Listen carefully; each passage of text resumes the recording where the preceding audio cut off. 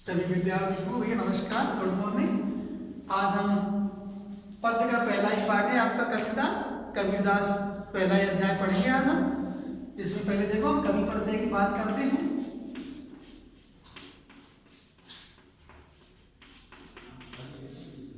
कबीरदास जी जो थे, संत कबीरदास जी का जन्म सन 1398 ईस्वी में, संत कबीरदास जी का जन्म सन 1398 ईस्वी में उत्तर प्रदेश राज्य के वाराणसी जिले के लवही गांव में, वाराणसी जिले के लवही गांव में लहरतारा तालाब के किनारे हुआ था। लहरतारा तालाब के किनारे पर हुआ था। कुछ विद्वान मानते हैं कि इनका जन्म एक विधवा ब्राह्मणी के गर्भ से हुआ, जो संसार की लोक लाज भय के कारण इन्हें इस लहरतारा तालाब के किनारे पर छोड़ गई। वहां पर इन्हें एक जुलाहा दंपति थे, नीरू और नीमा। एक जुलाहा दंपति थे, नीरू और नीमा। उनके द्वारा कबीरदास जी का पालन पोषण किया गया। इन्होंने स्वयं को एक जुलाहा माना है। कबीरदास जी मानते हैं कि वो एक जुलाहा थे। नीरू नीमा के दंपति के द्वारा इनका पालन पोषण किया गया। कबीरदास जी भक्ति काल की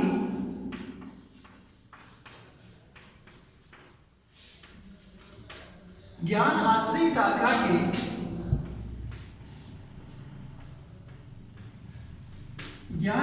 शाखा के संत शिरोमणि कवि माने जाते हैं। निर्गुण ब्रह्म के उपासक थे कबीरदास जी। इन्होंने निर्गुण निराकार परमात्मा को, ईश्वर को माना। कबीरदास जी को एक समाज सुधारक भी हम मान सकते हैं, क्योंकि इन्होंने समाज में अनेक बुराइयों का विरोध किया, जिसमें इन्होंने छुआछूत, बहुदेववाद, बाह्य आडंबरों का इन्होंने विरोध किया। कबीरदास जी एक महान संत थे और इनका विवाह हुआ। इनकी पत्नी का नाम था लोई। कुछ विद्वान मानते हैं कि कबीरदास जी की पत्नी का नाम लोई था। इनके एक पुत्र और एक पुत्री भी थे। पुत्र का नाम कमाल था और पुत्री का नाम कमली बताया जाता है। कबीरदास जी के द्वारा अनेक रचनाएं भी की गई। कबीरदास जी ने अनेक रचनाएं की। इनकी मृत्यु सन 1518 ईस्वी में मगध में हुई थी। ऐसा मानते हैं कि स्वयं कबीरदास जी ने स्वेच्छा से मगध में जाकर के अपने प्राण त्यागे थे। इन्होंने अनेक रचनाएं की, जिनमें मुख्य जो इनकी रचनाएं मानी गई हैं, इनकी उन मुख्य रचनाओं में विवेक सागर,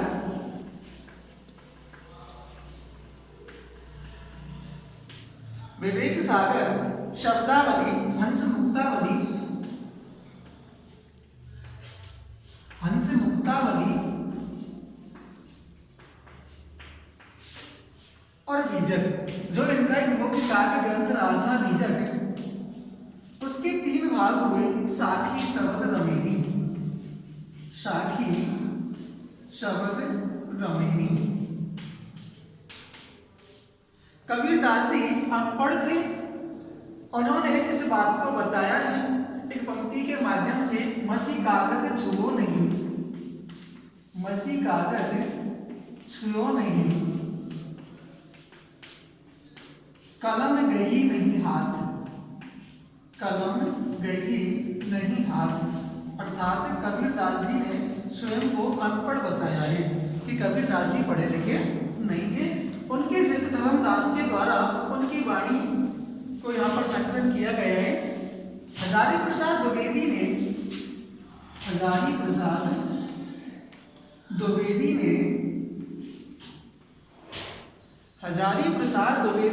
कबीरदास जी को वाणी का डिक्टेटर कहा है।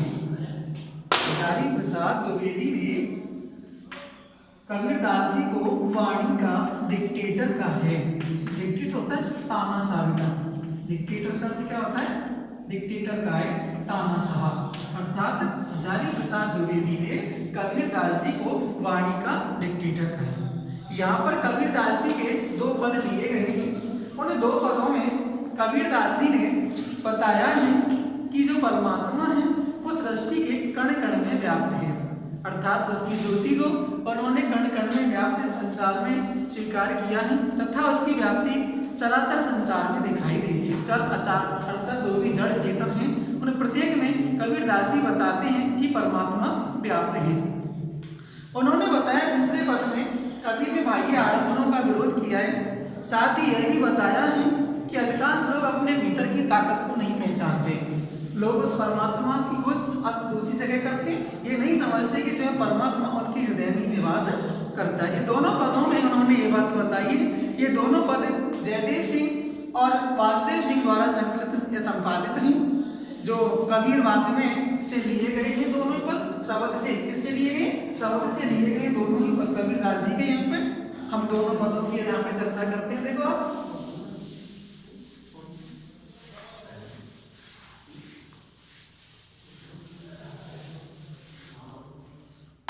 पहला ही पद है देखो कबीरदास जी का। पहले पद में कबीरदास जी कहते हैं हम तो एक एक कर जाना।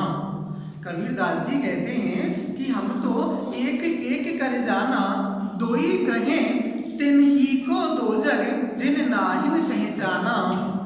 एक है पवन एक ही पानी, एक है ज्योति समाना।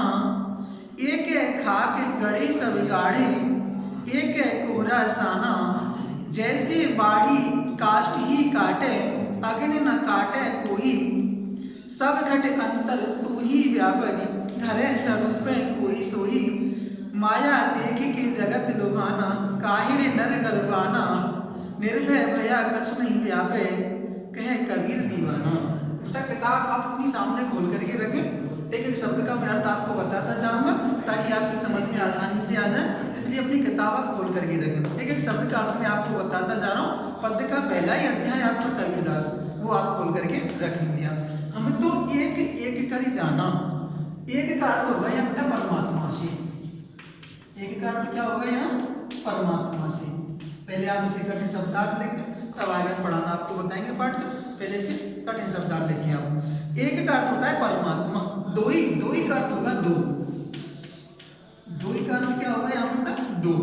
हम तो एक एक कर जाना, दो ही कहे तिन ही।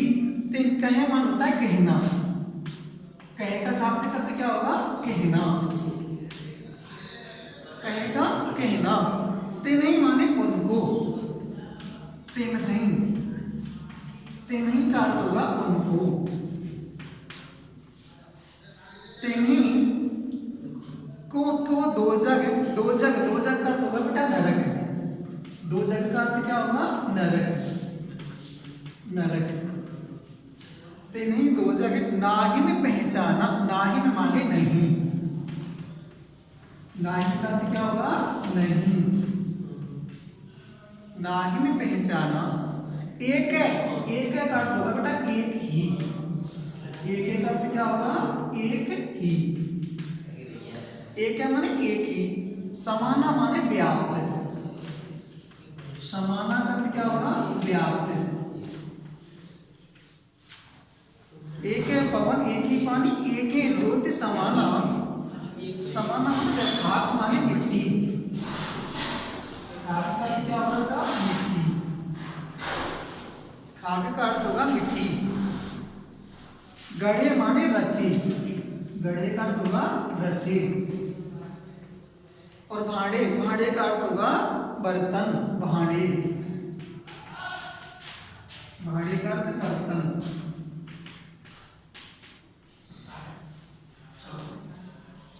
कोहरा मान होता है कुम्हार। कोहरा, कोहरा का अर्थ क्या होगा? कुम्हार। इसको कुंभकार भी बोला जाता है। कुम्हार। साना मान होता है एक साथ मिलाकर। साना, साना का अर्थ एक साथ मिलाकर। एक साथ मिलाकर। बाढ़ी माने बढ़ई, बाढ़ी, बाढ़ी का अर्थ क्या होगा? बढ़ई, बाढ़ी का अर्थ होगा बढ़ई। काष्ठ का अर्थ होता है लकड़ी, काष्ठ का अर्थ लकड़ी। कांटे का अर्थ होता है काटना, कांटे का अर्थ क्या होगा? काटना, काटना। अगिन का अर्थ होगा अग्नि, अगिन, अगिन का अर्थ अग्नि। सब घट का सब घड़ा या सब हृदय, सब घट, सब घटी, हृदय कह दो आप, हृदय। अंतर माने भीतर, अंतर का अर्थ क्या होगा? भीतर। व्यापक का अर्थ होगा व्याप्त, व्यापक का अर्थ क्या होगा? व्याप्त। धरे माने धारण किए,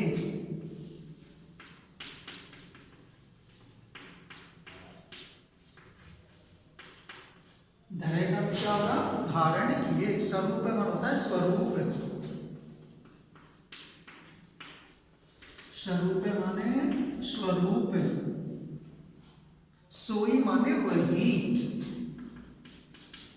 सोई का अर्थ क्या होगा? वही। लोभाना मान होता है लब्ध हो गया, लोभाना माने लोभाना कर दो आप, चाहे लब्ध कर दो, एक ही बात है, लोभाना।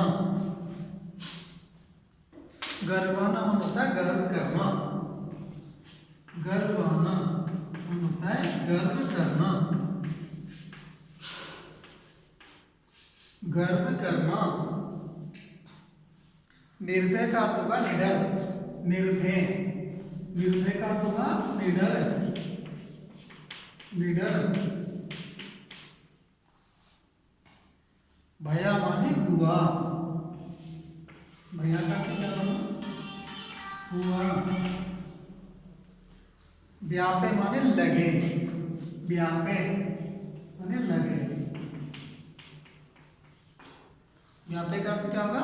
लगे। दीवाना मान होता है मस्त, दीवाना माने मस्त। ये आपके बेटा पहले पद के कठिन शब्दार्थ हुए, जिनका मैंने आपको प्रत्येक शब्द का अर्थ यहाँ पे बता दिया है।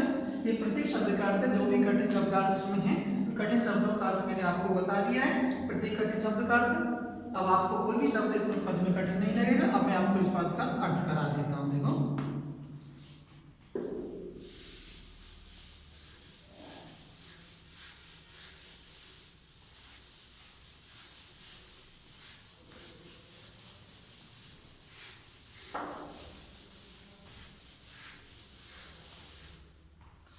इसका अर्थ करेंगे तो बेटा एक बात और समझ लेते हैं यहाँ पे हम कि जो कबीरदास जी हैं, कबीरदास जी ने अपने पदों में शतुक्कड़ी भाषा का प्रयोग किया है। कौन सी भाषा है कबीरदास जी की? शतुक्कड़ी भाषा का प्रयोग, जिसको मिश्रित भाषा भी हम बोल देते हैं। शतुक्कड़ी भाषा का प्रयोग कबीरदास जी ने अपने पदों में किया है। शतुक्कड़ी भाषा का प्रयोग हुआ है कबीरदास जी के पदों में। अब देखो पहला ही पद है, हम पढ़ेंगे यहाँ पे।